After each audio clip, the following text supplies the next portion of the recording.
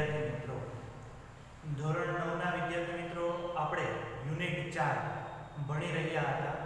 એમાં પાર્ટ 1 અને પાર્ટ 2 આ બંને જે છે એના વિડિયો મુકાઈ ગયા છે અને આજે પાઠના અંતિમ ભાગ તરફ જઈએ છીએ એટલે કે પાર્ટ 3. સૌપ્રથમ તો આ પાઠની અંદર આવેલા કેટલા સ્પેલિંગ જે છે જેના અર્થ અહીં બોર્ડ ઉપર લખેલા છે તો તમારે લોકોએ એ સ્પેલિંગ તમારી નોટબુકમાં લખવાના છે અને સાથે સાથે આપણે એક વખત સ્પેલિંગ જોઈએ. સૌપ્રથમ પહેલો સ્પેલિંગ છે જેનું નામ છે પ્રિઝન. પ્રિઝન એટલે કે જેલ, PRISON. પ્રિઝન એટલે કે જેલ. ખાસ યાદ રાખજો, પ્રિઝનમાં ખાલી પાછળ ER લગાડી દો, પ્રિઝનર કરી દો એટલે એનો અર્થ થઈ જશે કેદી. જેલની અંદર રહેલો કોઈ કેદી હોય તો એના માટે પ્રિઝનર વપરાય છે, બાકી પ્રિઝન એટલે કે જેલ. એના પછીનો છે સ્પેલિંગ સ્ટીલનેસ, STILLNESS, STILLNESS. સ્ટીલનેસ એટલે કે નીરવ શાંતિ, એટલે કે એકદમ શાંતિ હોય એનો ભાગ જે છે એટલે કે સાવ એક ખીલી અથવા ટાચણી પડે તો અવાજ આવે એવી એકદમ નીરવ શાંતિ. પછી છે ડિસ્ટન્ટ, DISTANT. ડિસ્ટન્ટ એટલે કે દૂર કરવું કોઈ વસ્તુ. જો અહીંયા ડિસ્ટન્સ નથી, યાદ રાખજો ડિસ્ટન્ટ છે. ડિસ્ટન્સ એટલે આપણે કે કોઈ વસ્તુ વચ્ચેનું જે અંતર જે છે એમાં ડિસ્ટન્સ બોલાય છે. આ ડિસ્ટન્ટ છે એટલે કોઈ ભાગને દૂર કરવો એના અર્થમાં છે. એના પછીનો સ્પેલિંગ છે ટુ સ્ટ્રાઇક. TO એટલે ક્રિયાપદ થયું, STRIKE. ટુ સ્ટ્રાઇક એટલે કે અથડાવવું. કોઈ બે વસ્તુ કે કોઈ પણ વસ્તુ અથડાય એના અર્થમાં અહીંયા ટુ સ્ટ્રાઇક શબ્દ આવ્યો છે. એના પછી છે ફિરોશિયસ. આ તમે લોકો વાઘવાળો એક એસે પણ તમારે આવે છે બરોબર ધોરણ 9 ની અંદર, એની અંદર પણ આ સ્પેલિંગ આવશે. યાદ રાખજો, ધ ટાઈગર વાળો એક એસે ગ્રામરમાં પાછળ આપેલો હશે, એમાં પણ વાઘ છે, સિંહ છે, એ બધા કેવા પ્રાણીઓ છે તો એના માટે એવો શબ્દ વાપરી શકે કે ફેરોશિયસ, એકદમ વિકરાળ એવા એ જનાવર છે.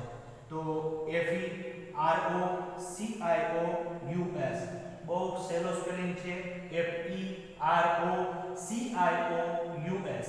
ફેરોશિયસ એટલે વિકરાળ, ભયાનક એવું જે હોય તે. એના પછી છે ફિર્મ અથવા ફર્મ પણ બોલાય છે, FIRM. ફર્મ એટલે કે સ્થિર.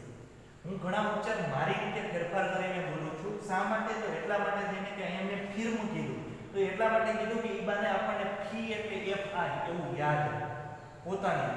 બાકી ગુજરાતી અર્થ તો એક જ અર્થ સરખો થતો હશે એટલે તમે પણ ઉચ્ચારમાં થોડો ઘણો ફેરફાર કરી શકો યાદ રાખવા માટે.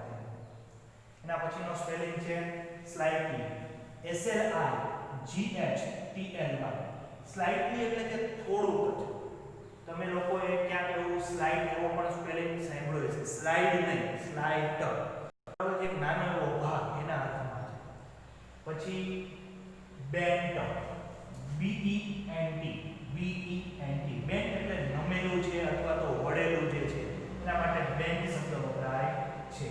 આમાં ને આમાં એન કાઢીને એલ લગાડ દો તો એ બે પટ્ટાનો સ્પેલિંગ થઈ ગયો. ત્યારબાદ છે ક્રુઅલ, CRUEL. ક્રુઅલ એટલે કે ઘાતકી અથવા તો ક્રૂર. રાક્ષસ માટે એના માટે અથવા કોઈ વ્યક્તિ નિર્દય હોય તો એના માટે આવો શબ્દ વાપરી શકાય, ક્રુઅલ. એના પછીનું સ્પેલિંગ છે એનિમી, ENEMY. એનિમી એટલે કે શત્રુ, ENEMY. એનિમી એટલે કે શત્રુ. ત્યારબાદ છે ફેન્ટ, FAINT. ફેન્ટ એટલે કે ઝાખું, FAINT. ફેન્ટ એટલે કે ઝાખું. એના પછી સ્પેલિંગ છે ડિવોર, DEVOUR. ડિવોર એટલે કે ખાઈ જાય. કોઈ અહીં જનાવર છે એ કોઈ બીજા જનાવરનો શિકાર કરે અને એનું માંસ કે ખાય અથવા કોઈ ખાવાની શરૂઆત કરે એના માટે ડિવોર શબ્દ વાપરી શકાય. પછી છે ટુ ડિબેટ, DEBATE. આ રોજિંદા જીવનમાં વપરાતો શબ્દ છે, યાદ રાખજો. ડિબેટ, વાદ વિવાદ કરવો. આપણે કોઈ સાથે કોઈની વાત સાથે સંમત ન થતા હોય અથવા તો કોઈ બાબત ઉપર સામસામા પક્ષે ચર્ચા કરતા હોય તો એને ડિબેટ કહી શકાય. બરાબર છે. ઘણી વખત ઘણી ઇંગ્લિશ સ્કૂલોની અંદર ડિબેટ એક રાખવામાં આવે છે કે ભાઈ તમારો આ વસ્તુ ઉપર મત શું છે, તમારો આ બાબત ઉપર મત શું છે, તો એને ડિબેટ કહી શકાય. બરાબર, વાદ વિવાદ કરવો, DEBATE.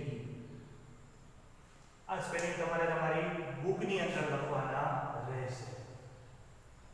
હવે આપણે પાઠ તરફ જઈએ.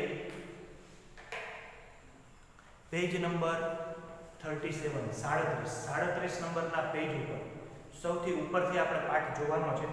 પહેલી જ line, She was overflowing with joy and wonder. જ્યારે બકરી જે છે, ચાંદની નામની બકરી છે, એ દોરડું તોડીને ડુંગર તરફ જાય છે, ત્યાં સુધી આપણે પાઠ રાખ્યો હતો.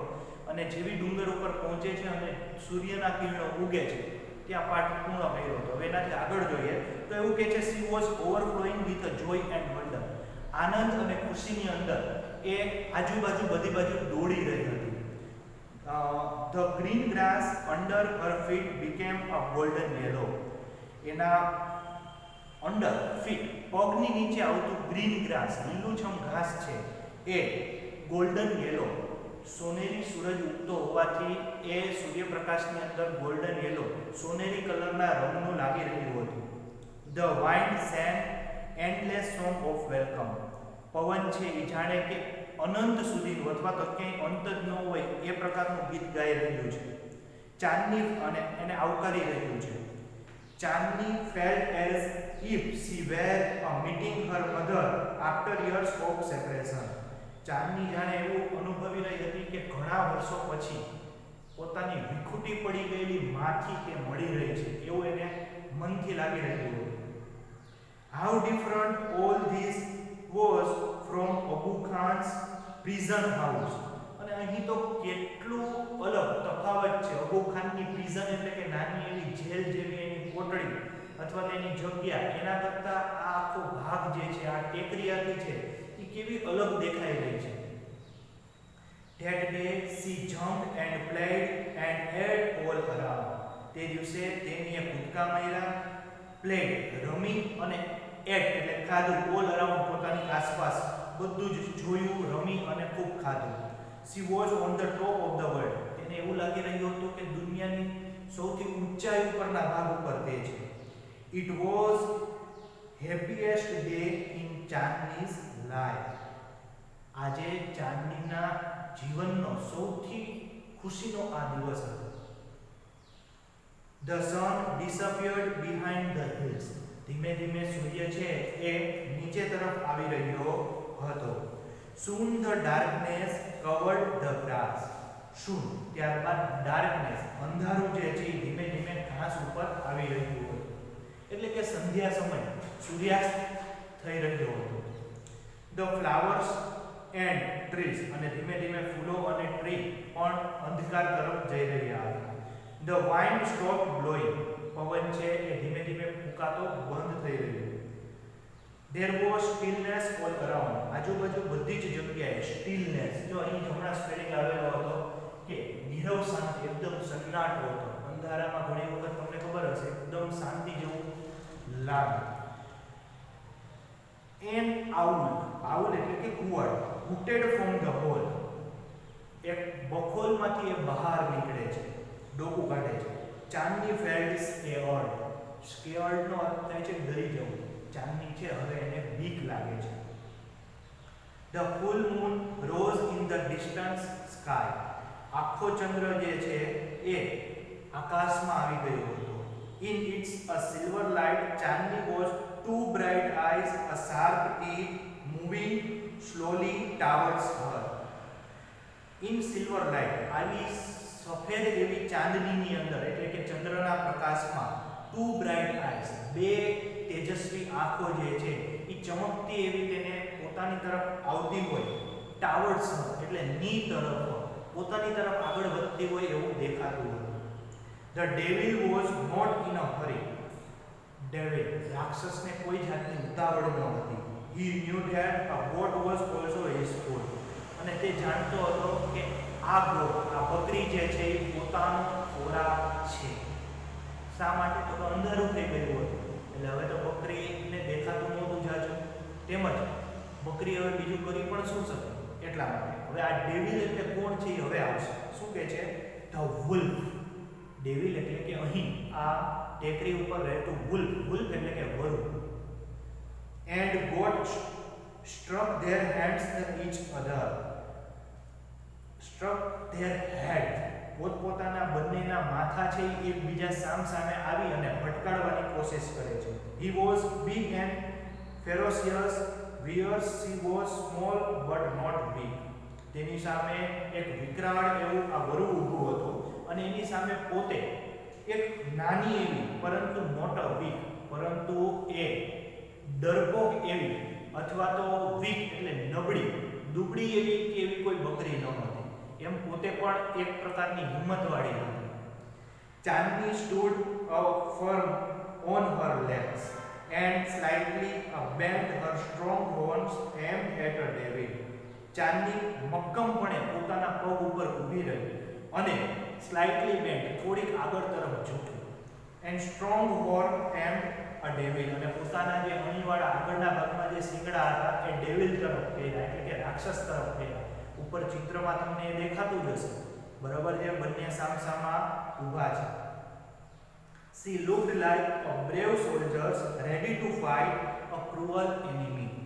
She looked like, તેનો બિહેવિયર જે છે એ જાણે કે બ્રેવ સોલ્જર એટલે કે એક બ્રેવ બહાદુર એવા સૈનિક જેવો હતો અને એક ક્રુઅલ એનિમી આ ઘાતકી અથવા તો ક્રૂર રાક્ષસ સામે લડવા તૈયાર હતી, પોતાના શત્રુ સામે. The fight began, લડાઈ શરૂ થઈ. It went a through at night. આખી રાત આ લડાઈ ચાલી. The moon began to grow pale and suddenly hid behind the clouds. ચંદ્રનો પ્રકાશ ધીમે ધીમે ઝાંખો પણ થઈ રહ્યો હતો અને અચાનક બિહાઇન્ડ અ ક્લાઉડ એટલે કે વાદળની પાછળ સંતાઈ પણ જતો હતો. રાત્રે તમને ખબર હશે વાદળા આવે તો ચંદ્ર ઘણી વખત દેખાતો બંધ થઈ જાય એ રીતે. The stars also began to disappear one by one. અને હવે ધીમે ધીમે તારાઓ પણ છે એ એક પછી એક અદૃશ્ય થઈ રહ્યા હતા. A faint light appeared in the east. અને હવે રાત પૂર્ણ થવામાં હતી અને faint light એટલે આછો એવો પ્રકાશ ઈસ્ટ એટલે કે પૂર્વ દિશા તરફથી આવી રહ્યો હતો. The first ray of the sun saw a chandni laying in the ground. First ray, R-A-Y, ray એટલે થાય કિરણ. પહેલું સૂર્યનું કિરણ જ્યારે પડ્યું ચાંદની ઉપર ત્યારે ચાંદની જે છે એ ગ્રાઉન્ડ ઉપર એટલે કે મેદાન ઉપર નીચે પડી હતી, જમીન પર પડી હતી. She was completely soaked in the blood. તે આખી જો અહીં SOAKED સોકેડ એટલે કે લથપથ, લોહીથી તે એકદમ લથપથ નીચે પડી હતી. The wolf fired and sleepy. wolf પણ જે છે એ ટાયર્ડ એટલે કે થાકી જવું, and sleepy અને એને ઊંઘમાં હતો. Was getting ready to devour her. અને ઊંઘથી ઘેરાયેલું હતું અને તેની સામે તેનો ખાવાનો ખોરાક જે છે એ પણ તૈયાર હતો.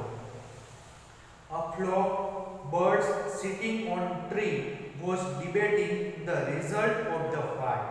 The flock of the birds, આ જે પક્ષીઓ જે છે એનું એક આખું ફ્લોક એટલે કે એનું ઝુંડ સમૂહ જે હોય છે તે સિટિંગ અ ટ્રી ઝાડ ઉપર બેઠું હોય છે. સવારમાં તમને ખબર જ હોય છે કે પક્ષીઓ જે છે એ મધુર એવું સંગીત અલગ અલગ રીતે પોતાની રીતે બોલતા હોય છે અને એનું આખું જે સમૂહ હોય છે એ ઝાડ ઉપર અથવા તો ગમે ત્યાં અલગ અલગ જગ્યાએ બેઠું હોય છે અને બોલતા હોય. તો અહીં પણ flock of the birds sitting on the tree, ઝાડ ઉપર પક્ષીઓનો સમૂહ બેઠો છે, and debating the result of the fight. અને આ જે ડિબેટિંગ ચર્ચા કરી રહી છે કે આ લડાઈની અંદર શું થયું અને કોણ જીત્યું. So who is the winner? Asked a small one. એક નાનું એવું પક્ષી બોલે છે કે આમાંથી કોણ વિજેતા થયું? The wolf, of course. Most of other declared together એટલે સાથે, declared એટલે કે બહાર પાડ્યું, બધા એક સાથે બોલી ગયા of course અલબત્ત જરૂર ધ wolf વરુ જે છે એ વિજેતા થયું છે. બરોબર છે, સાંભળજો, બધા એવું કહે છે કે વરુ છે એ વિજેતા થયું છે. હવે એ જ સમયે એક વ્યક્તિ અથવા તો એક વૃદ્ધ પક્ષી છે એ બોલે છે. શું કહે છે? નો, said a wise old bird. ના, એક સમજદાર અને વૃદ્ધ પક્ષી હતું તે કહે છે ચાંદની ઇઝ ધ વિનર. ચાંદની છે તે વિજેતા થઈ છે. I have never seen such a brave freedom fighter. Freedom fighter, freedom એટલે સ્વતંત્રતા અને ફાઇટર એટલે કે એના માટે જે લડતું હોય તે. ફ્રીડમ ફાઇટર એટલે કે સ્વતંત્ર સેનાની. બરાબર છે. આપણા ગાંધીજી છે, જવાહરલાલ નહેરુ છે, સરદાર વલ્લભભાઈ પટેલ છે, તો આ બધાને પણ આપણે ફ્રીડમ ફાઇટર કહી શકીએ. તમને એસે પણ પૂછાઈ શકે ફ્રીડમ ફાઇટર ઉપર. બરાબર છે. તો એનો અર્થ થાય સ્વતંત્ર સેનાની. તો અહીં એવું કહે છે આઈ હેવ નેવર સીન, મેં હજી સુધી આવું સીન એટલે જોયું નથી, સચ અ બ્રેવ, બ્રેવ એટલે કે બહાદુર, ફ્રીડમ ફાઇટર, આવું સ્વતંત્ર રીતે લડાઈ લડતું હોય એવું હજી સુધીમાં કોઈ મેં પ્રાણી કે આવું સ્વતંત્ર સેનાની જોયું નથી કે જે આટલું બહાદુર હોય, આખી રાત વરુ સામે આ બકરી છે એ લડેલી છે. અહીં આ પાઠ પૂરો થાય છે. વિદ્યાર્થી મિત્રો, પાઠનો સાર એક અહીં એવો પણ છે, જીવનની અંદર જો આપણે સામેવાળા કરતા બળવાન ન હોઈએ તો પણ આપણી જેટલી ક્ષમતા હોય ને ત્યાં સુધી તો એની સામે લડવું જ જોઈએ. બરાબર છે. ભલે આપણે હારવાના હોય આપણને ખબર હોય છતાં પણ આપણી પૂરેપૂરી તાકાત છે એમાં લગાડવી જોઈએ. બરાબર છે. ભલે પછી આપણે હારી જઈએ. બરાબર. બહુ સુંદર એવી સરસ એવો આ પાઠ છે અને વિદ્યાર્થી મિત્રો તમારે આખો પાઠ એક બે વખત ભાષાંતર કરવું, ત્યારબાદ સ્પેલિંગ પાકા કરવાના છે અને પાછળ આપેલા પ્રશ્નના જવાબ, સ્વાધ્યાય પોથીમાં પણ આપેલા પ્રશ્નના જવાબ છે એ તમારે જાતે પૂરવાના છે. જો તમને વિડીયો પસંદ પડ્યો હોય તો લાઈક અને સબસ્ક્રાઇબ કરજો. Thank you.